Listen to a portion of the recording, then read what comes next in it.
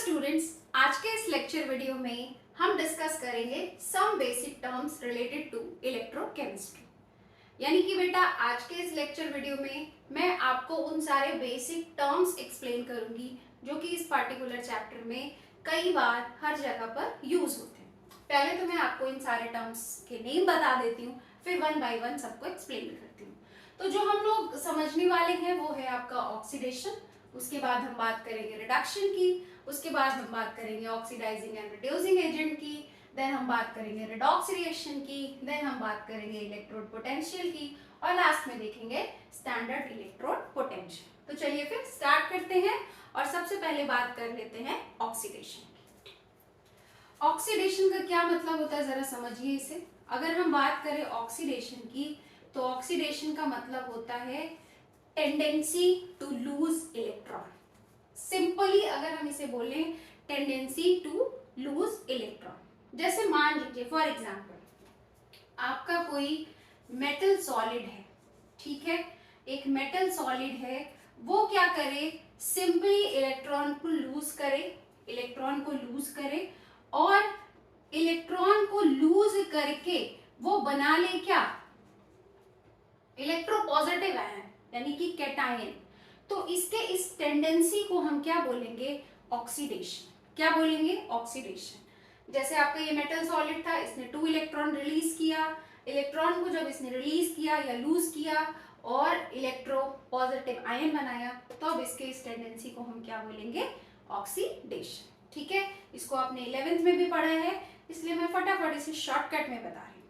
Oxidation की बात हो गई। आइए नेक्स्ट टर्म समझते हैं। नेक्स्ट टर्म हमारा क्या है, नेक्स्ट टर्म है हमारा रिडक्शन। अब जरा समझिए रिडक्शन क्या है। रिडक्शन का मतलब होता है टेंडेंसी टू अट्रैक्ट इलेक्ट्रॉन और gain electron. Tendency to gain electron.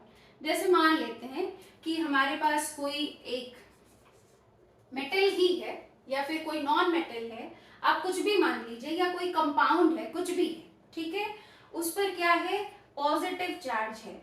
ठीक है, हम सिंपली चलिए एक मेटल को ही ले लेते हैं, ठीक है, उसके पास क्या है, पॉजिटिव चार्ज है। अगर ये क्या करे, इस 2 इलेक्ट्रॉन को गेन कर ले, तो 2 इलेक्ट्रॉन को गेन करने पर क्या होगा, इसका ये चार्ज खत्म हो जाएगा और ये किस में कन्वर्ट हो जाएगा, सिंपली जीरो ऑक्सीडेशन स्टेट वाले मेटल में। तो रिडक्शन का मतलब क्या होता है, रिडक्शन का मतलब होता है टेंडेंसी टू गेन इलेक्ट्रॉन। ठीक है, इलेक्ट्रॉन गेन करने की टेंडेंसी को हम क्या बोलते हैं, रिडक्शन। और ऑक्सीडेशन मैंने आपको बता ही दिया। ठीक है, अब हम बात करते हैं किसकी, ऑक्सीडाइजिंग एंड रिड्यूसिंग एजेंट की। ऑक्सीडाइजिंग एजेंट क्या होते हैं और रिड्यूसिंग एजेंट क्या होते हैं, जरा इसे समझ लेते हैं। देखिए, ऐसे सब्सटेंसेस जिनका की रिडक्शन होता है, उस सब्सटेंसेस को हम लोग बोलते हैं क्या, ऑक्सीडाइजिंग एजेंट। क्या बोलते हैं, ऑक्सीडाइजिंग एजेंट। मैं अपनी बात को फिर से रिपीट करती हूँ, जरा इसको समझिएगा। जैसे मान लीजिए, ठीक है, जैसे मान लीजिए कि हम क्या कर रहे हैं, हमारे पास है A2+, एक रिएक्शन है, जरा इसको ध्यान से समझिएगा, जिसमें कि हमारे पास एक सब्सटेंस है जो कि है A, उस पर है लगा हुआ है 2+ चार्ज। ठीक है, उसका रिएक्शन हम B से करा रहे हैं। B जो कि एक न्यूट्रल चार्ज, मतलब न्यूट्रल स्पीसीज है, कोई चार्ज स्पीसीज नहीं बल्कि न्यूट्रल स्पीसीज है। देयर इज नो चार्ज, ना पॉजिटिव चार्ज है ना नेगेटिव चार्ज, न्यूट्रल स्पीसीज। इसके साथ मान लीजिए हम इसका रिएक्शन करा रहे हैं। ठीक है, अब हम इसमें मैं आपको बता दूं, जैसे जब हम इन दोनों का रिएक्शन करा रहे हैं तो इस पे मान लीजिए पॉजिटिव चार्ज है, तो पॉजिटिव चार्ज है, इस वजह से ये क्या करना चाहता है, ये इलेक्ट्रॉन को गेन करके अपना रिडक्शन करना चाहता है। ये क्या करना चाहता है, इलेक्ट्रॉन को गेन करके अपना रिडक्शन करना चाहता है। ठीक, और इसके पास क्या है, ये न्यूट्रल स्पीसीज है और हम मान लेते हैं कि ये ऐसी स्पीसीज है जिसके पास इलेक्ट्रॉन देने की टेंडेंसी है, इलेक्ट्रॉन को लूज करने की टेंडेंसी। ठीक है, तो जब हम इन दोनों का रिएक्शन कराएंगे तो होगा क्या, ये इलेक्ट्रॉन को लूज करेगा। जब ये इलेक्ट्रॉन को लूज करेगा तो ये क्या बना लेगा, कैटायन बना लेगा। ठीक, मान लीजिए इसने 2 इलेक्ट्रॉन को लूज किया और क्या बना लिया, 2+ चार्ज वाला केटायन बना लिया, ठीक है। अब इसके बाद क्या होगा, अब इस बी ने जिस 2 इलेक्ट्रॉन को इसने लूज किया है, उसी 2 इलेक्ट्रॉन को ये A2+ क्या करेगा, गेन कर लेगा। तो ये किस में कन्वर्ट हो जाएगा, इसके दोनों प्लस चार्ज न्यूट्रलाइज हो जाएंगे और ये किस में कन्वर्ट हो जाएगा, ए में कन्वर्ट हो जाएगा। किस में कन्वर्ट हो जाएगा, एक न्यूट्रल स्पीसीज ए में कन्वर्ट हो जाएगा। तो अगर इस रिएक्शन को हम ध्यान से देखें तो इस रिएक्शन में हो क्या रहा है, इस रिएक्शन में जो ए है हमारा, इस रिएक्शन में जो हमारा ए है वो इलेक्ट्रॉन को गेन कर रहा है, तो उसका क्या हो रहा है, रिडक्शन हो रहा है, ठीक है। और अगर हम बी को देखें तो यहाँ पे बी क्या कर रहा है, बी इलेक्ट्रॉन को लूज कर रहा है, यानी कि इसका क्या हो रहा है, ऑक्सीडेशन हो रहा है, ठीक। अब जरा इसको समझिए, ऑक्सीडाइजिंग एंड रिड्यूसिंग एजेंट, जरा इसे समझिए। अब देखिए, तो जो भी स्पीसीज जिसका रिडक्शन होता है उसे हम कहते हैं क्या, ऑक्सीडाइजिंग एजेंट। इस रिएक्शन में ए जो है हमारा वो ऑक्सीडाइजिंग एजेंट है, ये A2+ जो है हमारा ये क्या है, ऑक्सीडाइजिंग एजेंट है, क्योंकि इसका क्या हो रहा है, रिडक्शन हो रहा है। क्यों हम इसको ऑक्सीडाइजिंग एजेंट कहते हैं अभी मैं आपको बताऊंगी, लेकिन पहले मेरी बात को समझिए, किसको ऑक्सीडाइजिंग एजेंट कहते हैं, किसको रिड्यूसिंग एजेंट कहते हैं, रीजन अभी मैं एक्सप्लेन करती हूँ आपको, ठीक। तो जिसका बेटा रिडक्शन होगा वो हमारा क्या है, ऑक्सीडाइजिंग एजेंट, ओके। अब उसके बाद इस रिएक्शन में जिसका ऑक्सीडेशन हो रहा है उसे हम बोलेंगे क्या, रिड्यूसिंग एजेंट। जिसका ऑक्सीडेशन होता है उसे हम बोलते हैं रिड्यूसिंग एजेंट। अच्छा, हम क्यों ऐसा बोलते हैं, क्यों जिसका रिडक्शन होता है उस सब्सटेंस को ऑक्सीडाइजिंग एजेंट, और क्यों ऐसा सब्सटेंस जिसका कि ऑक्सीडेशन होता है उसे रिड्यूसिंग एजेंट कहते हैं, ऐसा क्यों कहते हैं, जरा मेरी इस बात को अब समझिए, अब इसका रीजन समझिए, रीजन समझिए। देखिए होता क्या है, जब भी कोई सब्सटेंस इलेक्ट्रॉन को अपनी तरफ अट्रैक्ट करता है, अट्रैक्ट करके खुद का रिडक्शन करता है, इलेक्ट्रॉन को अपनी तरफ अट्रैक्ट करता है, फिर उस इलेक्ट्रॉन को गेन करके जब वो खुद का रिडक्शन करता है तो उस दौरान वो क्या करता है, सामने वाली स्पीसीज का ऑक्सीडेशन कर देता है, ठीक है। मेरी बात को फिर से समझिए, जैसे यहाँ पर A पर 2+ चार्ज है, ठीक, ये क्या कर रहा है बेटा, ये B से इलेक्ट्रॉन को अपनी तरफ अट्रैक्ट कर रहा है, इस B के इलेक्ट्रॉन को गेन कर रहा है। जब ये B से इलेक्ट्रॉन को अपनी तरफ अट्रैक्ट करेगा, यहाँ से इलेक्ट्रॉन निकालेगा और उस इलेक्ट्रॉन को खुद गेन करेगा, तो उस दौरान होगा क्या, B में इलेक्ट्रॉन की कमी होगी, B के 2 इलेक्ट्रॉन यहाँ से निकलेंगे और इसके पास जाएंगे, ठीक है। तो इसने क्या किया, B का ऑक्सीडेशन कर दिया, B का इलेक्ट्रॉन इसने निकाल दिया, ठीक। तो B में क्या हो गया, ऑक्सीडेशन हो गया, इसकी वजह से B का ऑक्सीडेशन हो गया। तो क्योंकि ये इस सामने वाली स्पीसीज का ऑक्सीडेशन कर रहा है, इस वजह से ये कहलाएगा क्या, ऑक्सीडाइजिंग एजेंट।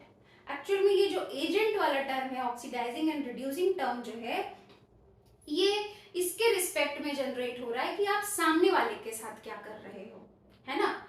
ए क्या कर रहा है, इस बी को ऑक्सीडाइज कर दे रहा है, इस वजह से ये क्या कहलाएगा यहाँ पर, ऑक्सीडाइजिंग एजेंट, ठीक। तो जिसका रिडक्शन होता है वो ऑक्सीडाइजिंग एजेंट होता है, क्योंकि वो सामने वाले को ऑक्सीडाइज करता है, ठीक है।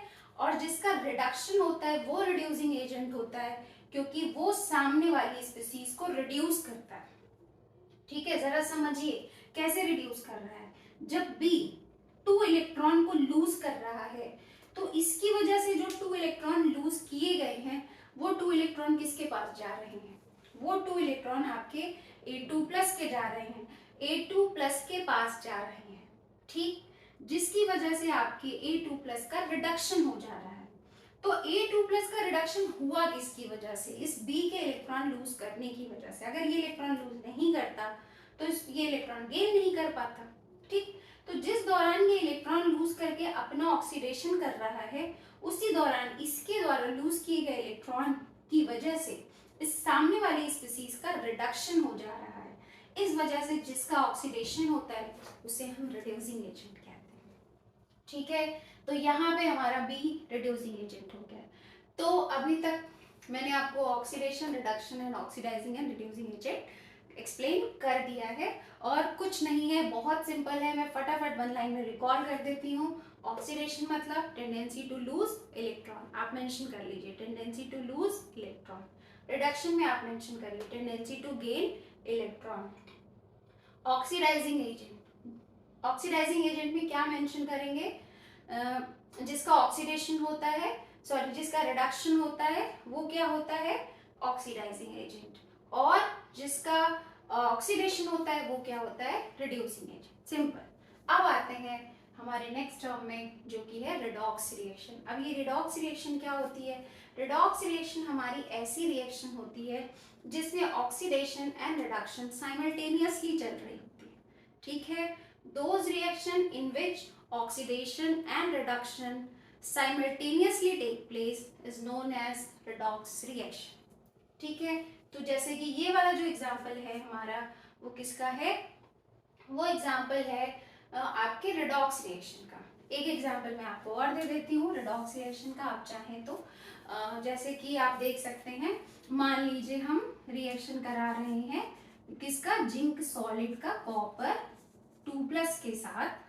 तो इसमें होता क्या है? जिंक आपका इलेक्ट्रॉन लूज करेगा और बना लेगा Zn2+ आयन, और उसी इलेक्ट्रॉन को कॉपर गेन कर लेगा और बना लेगा क्या? कॉपर न्यूट्रल चार्ज कॉपर, ठीक है। Neutral copper, not charged, neutral copper, there is no charge. Okay, तो यहाँ पे ये किसका एग्जाम्पल हो गया? ये आपके रिडॉक्स रिएक्शन का एग्जाम्पल हो गया। यहाँ पर जिंक का बेटा ऑक्सीडेशन हो रहा है और कॉपर का रिडक्शन हो रहा है, ठीक है। अब इसके बाद समझिए नेक्स्ट टर्म हमारा क्या है? नेक्स्ट टर्म है हमारा इलेक्ट्रोड पोटेंशियल। अब जरा समझिए इलेक्ट्रोड पोटेंशियल क्या है, ठीक है। इलेक्ट्रोड पोटेंशियल क्या है? इलेक्ट्रोड पोटेंशियल को समझने के लिए हमें थोड़ा सा इलेक्ट्रोकेमिकल सेल के बारे में एक रफ आइडिया लेना होगा। हालांकि जो इसके बाद मेरा नेक्स्ट वीडियो होगा लेक्चर 3, वहाँ पे मैं आपको बहुत अच्छे से पूरा इलेक्ट्रोकेमिकल सेल प्रॉपर बना करके अच्छे से एक्सप्लेन करूँगी। बट यहाँ पर मैं एक इलेक्ट्रोकेमिकल सेल का रफ डायग्राम बना देती हूँ और उसे, ताकि मैं उसकी हेल्प से आपको इलेक्ट्रोड पोटेंशियल समझा सकूं, electrode potential and standard electrode potential, ठीक है। तो उसके लिए हमें यहाँ पे जरूरत पड़ेगी हमारे एक रफ डायग्राम की। तो उसको मैं फटाफट ड्रॉ कर लेती हूँ। देखिए जरा यहाँ पे सबसे पहले इलेक्ट्रोकेमिकल सेल में होते हैं आपके 2 कंटेनर, ठीक है। यहाँ पे मैं फटाफट रफ डायग्राम बना रही हूँ, जरा समझिएगा, ठीक है। और इसमें एग्जाम्पल भी हम इसी का ले रहे हैं, इसी कॉपर जिंक इलेक्ट्रोड का, ठीक। इस पे आपका क्या होता है? इस पे आपके 2 कंटेनर होते हैं और इन 2 कंटेनर में फिल होता है सॉल्यूशन, इलेक्ट्रोलाइटिक सॉल्यूशन या इलेक्ट्रोलाइट उसे कहते हैं, ठीक। ये जो इलेक्ट्रोलाइट भरे होते हैं उसमें वो कैसे इलेक्ट्रोलाइट होते हैं जरा समझिए। इस पे होता क्या है? ये जो 2 कंटेनर होते हैं इसके अंदर 2 इलेक्ट्रोलाइटिक सॉल्यूशन होता है और इसी सॉल्यूशन में डूबा रहता है क्या आपका? इसी सॉल्यूशन में आपका डूबा रहता है क्या? मेटल की रॉड जिसको हम इलेक्ट्रोड कहते हैं, मेटल की रॉड जिसको हम क्या कहते हैं? इलेक्ट्रोड कहते हैं, ठीक है। इलेक्ट्रोड जिसको कहते हैं, मेटल की रॉड को हम इलेक्ट्रोड कहते हैं। इलेक्ट्रोड इस पर डिप रहता है। अब जरा समझिए, अगर मान लीजिए ये जो मेटल की रॉड है वो जिंक की हो, तो ये जो सोल्यूशन होगा वो इसी का सॉल्ट सोल्यूशन होगा, वो जिंक सल्फेट का सोल्यूशन होगा, ठीक। और अगर यहाँ पर मान लेते हैं कि जो इधर कॉपर मेटल की रॉड है, तो ये सोल्यूशन किसका होगा? इसी के सॉल्ट सोल्यूशन कॉपर सल्फेट का होगा, ठीक, कॉपर सल्फेट का होगा। अब उसके बाद इसमें क्या होता है? ये जो दोनों मेटल की रॉड होती है आपकी बेटा, ये जुड़ी होती है वोल्टामीटर या गैल्वेनोमीटर से, ठीक है, उससे कनेक्ट होती है। बीच में यहाँ पर सॉल्ट ब्रिज होता है, ठीक। ये मैंने रफली अभी आपको बताया है, आगे नेक्स्ट लेक्चर में मैं इसको कंप्लीटली आपको फिर से पढ़ाऊँ। अभी फिलहाल रफली समझते हैं इसको। देखिए होता क्या है यहाँ पे बेटा, जैसे आपने देखा कि इसमें जिंक और कॉपर में से यहाँ पे जिंक का ऑक्सीडेशन हो रहा है। जैसे कुछ बच्चों के माइंड में ये भी आ रहा होगा कि मैम को कैसे पता चला कि जिंक का ऑक्सीडेशन होगा और कॉपर का रिडक्शन होगा। तो ये कैसे होगा ये पता चलता है इलेक्ट्रोकेमिकल सीरीज से। आगे के लेक्चर्स में मैं इलेक्ट्रोकेमिकल सीरीज भी पढ़ाऊंगी, तो वहां पे आपको ये भी पता चलेगा। ठीक है, आगे इस चैप्टर में बहुत सारे टॉपिक्स हैं, सब कुछ सीखने को मिलेगा, लेकिन पहले अभी ये बहुत बेसिक वाला टर्म इस लेक्चर में क्लियर करते हैं। ठीक, तो अब देखिए बेटा, यहाँ पे मैं आपको बता दे रही हूँ जिंक का क्या हो रहा है ऑक्सीडेशन, जैसा कि आप देख रहे हैं, और कॉपर का क्या हो रहा है रिडक्शन। ठीक है, अब जरा समझिए, तो इस इलेक्ट्रोकेमिकल सेल में जैसा कि मैंने आपको बताया जिंक का होगा ऑक्सीडेशन और कॉपर का होगा रिडक्शन। अब जिंक का ऑक्सीडेशन कैसे होगा इसको समझिए। जैसे ही आप यहाँ पे जिंक का ऑक्सीडेशन समझ जाएंगे तो तुरंत उसकी हेल्प से हम इलेक्ट्रोड पोटेंशियल और स्टैंडर्ड इलेक्ट्रोड पोटेंशियल को इजीली समझ सकते हैं।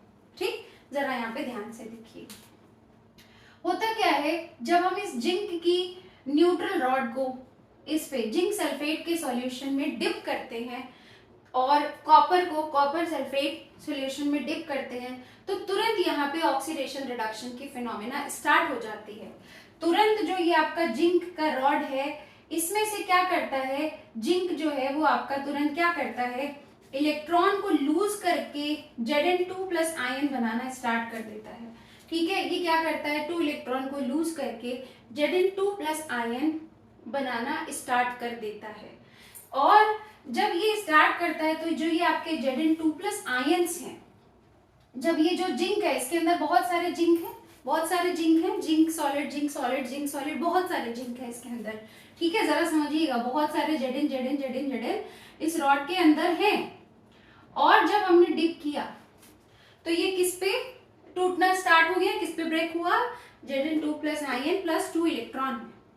अब होगा क्या, होगा ये कि ये जो Zn2+ आयन और 2 इलेक्ट्रॉन में जब ये ब्रेक हो गए इसके अंदर के जिंक, तो होगा क्या, इलेक्ट्रॉन यहीं पर रह जाएगा, इसी इलेक्ट्रोड के अंदर रह जाएगा और Zn2+ आयन इस रॉड से निकल निकल के आपके सॉल्यूशन के अंदर आने लगेंगे। धीरे धीरे आपकी ये रॉड जो है वो पतली होना स्टार्ट हो जाएगी। क्या हो जाएगी, थिन होती रहेगी। क्यों थिन हो रही, क्योंकि आपका ये डिसॉल्व हो रहा है ना, ये ब्रेक हो रहा है, जिंक टूट रहा है Zn2+ आयन में और 2 इलेक्ट्रॉन में। इलेक्ट्रॉन इसी इलेक्ट्रोड पे रह जा रहा है और Zn2+ आयन नीचे रह जा रहा है। ठीक, अब ये इलेक्ट्रॉन, अलग बात है कि अभी मैं आपसे कह रही हूँ कि रह जाता है, एक्चुअल में बाद में ये क्या होता है, यही इलेक्ट्रॉन इधर फ्लो होना स्टार्ट होते हैं और इधर जाते हैं, कॉपर का रिडक्शन करना स्टार्ट कर देते हैं।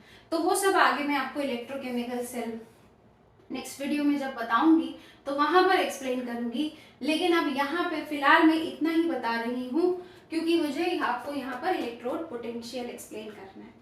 अभी मैंने आपको आधी फिनोमिना बताई है, अब इस फिनोमिना की हेल्प से हम इसकी डेफिनेशन समझेंगे। आगे की फिनोमिना इलेक्ट्रोकेमिकल सेल के अंदर क्या क्या होता है और इसके स्ट्रक्चर में क्या क्या इंप्रूवमेंट है वो मैं नेक्स्ट लेक्चर में बेटा आपको बताऊंगी। अब इसको यहाँ समझिए, तो इलेक्ट्रॉन आपके इस रॉड में रह गया, Zn2+ यहाँ पर आ गया, धीरे धीरे आयंस में आता गया। तो जरा देखिए यहाँ पे 2 अपोजिट चार्ज डेवलप हो रहे हैं, 2 अपोजिट चार्ज डेवलप हो रहे हैं कि नहीं हो रहे हैं, जरा देखिए। सॉल्यूशन में Zn2+ आ रहा है, तो सॉल्यूशन के अंदर पॉजिटिव चार्ज, ठीक है, यहाँ पे इलेक्ट्रॉन है तो यहाँ पे negative charge, 2 opposite charge develop हुए। ठीक है, तो ये जब भी 2 अपोजिट चार्ज डेवलप होते हैं तो उससे क्रिएट होता है एक पोटेंशियल डिफरेंस, उससे क्रिएट होती है पोलैरिटी, उससे क्रिएट होता है आपका एक क्या, पोटेंशियल डिफरेंस। तो ये जो इलेक्ट्रोलिटिक सॉल्यूशन और इलेक्ट्रोड मेटल के रॉड के बीच ये जो पोटेंशियल डिफरेंस क्रिएट हो रहा है, ये जो अपोजिट चार्ज क्रिएट हो रहा है, इसी को हम बोलते हैं क्या, इलेक्ट्रोड पोटेंशियल। और ये इलेक्ट्रोड पोटेंशियल आपका 2 तरीके का होता है, एक होता है ऑक्सीडेशन पोटेंशियल, दूसरा होता है रिडक्शन पोटेंशियल। ऑक्सीडेशन पोटेंशियल कहाँ पर डेवलप होगा, जहां पर ऑक्सीडेशन हो रहा हो, जिस हाफ सेल में ऑक्सीडेशन हो रहा हो ड्यू टू ऑक्सीडेशन। ठीक है, this potential develop due to the oxidation. And reduction potential किस हाफ सेल में हो क्रिएट होगा, जहां पर रिडक्शन की फिनोमेना चल रही है, इधर कॉपर 2+ आयन का रिडक्शन होता है इधर से जाने वाले इलेक्ट्रॉन की वजह से। ठीक है, तो आपको बात समझ में आ गई, इलेक्ट्रोड पोटेंशियल क्या है? It is the potential difference, बेटा तुरंत नोट्स में मेंशन करिए जो मैं डिक्टेट कर रही हूँ। It is the potential difference between the electrode and electrolytic solution. ठीक है, ये आपका है इलेक्ट्रोड पोटेंशियल। ऑक्सीडेशन पोटेंशियल में आप क्या मेंशन करेंगे? It is the potential difference due to the oxidation.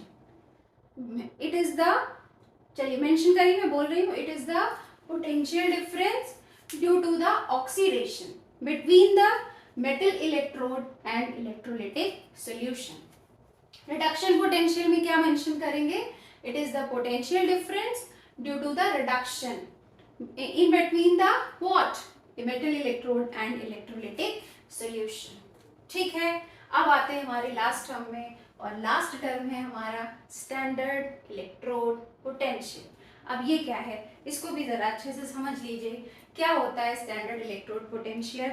Standard electrode potential कुछ भी नहीं है, वही इलेक्ट्रोड पोटेंशियल है। इलेक्ट्रोड पोटेंशियल को एक स्टैंडर्ड कंडीशन में अगर चेक किया जाए तो हम उसे बोलते हैं स्टैंडर्ड इलेक्ट्रोड पोटेंशियल। ये स्टैंडर्ड कंडीशन क्या है जरा समझिए। जैसे हम क्या करें, इस इलेक्ट्रोड पोटेंशियल को, जो कि मेटल के रॉड और इलेक्ट्रोलाइटिक सॉल्यूशन के बीच क्रिएट हो रहा है, इसे हम क्या करें कि स्टैंडर्ड कंडीशन में अगर चेक करें। स्टैंडर्ड कंडीशन का मतलब टेम्परेचर आपका होना चाहिए 298 केल्विन। कितना होना चाहिए? टेम्परेचर होना चाहिए 298 केल्विन, प्रेशर होना चाहिए 1 atm, और जो ये सॉल्यूशन है उस सॉल्यूशन का कॉन्सेंट्रेशन होना चाहिए क्या? 1 मोलर। तो अगर इस fix concentration, pressure and temperature पर हम इलेक्ट्रोड पोटेंशियल को चेक करें तो वो क्या कहलाएगा? Standard electrode potential. अब इसको भी मेंशन कर लीजिए, मैं तुरंत डिक्टेट कर रही हूँ। क्या मेंशन करेंगे आप मेंशन करेंगे the electrode potential at standard condition, that is 298 Kelvin temperature, 1 atm pressure and 1 molar concentration of electrolyte is known as standard electrode potential. ठीक है बेटा, तो ये थे हमारे कुछ बेसिक टर्म्स इलेक्ट्रोकेमिस्ट्री से रिलेटेड। अब हम मिलेंगे नेक्स्ट लेक्चर में और डिस्कस करेंगे आपका कंप्लीट इलेक्ट्रोकेमिकल सेट। तो मिलते हैं नेक्स्ट लेक्चर में। Have a nice day, thank you so much.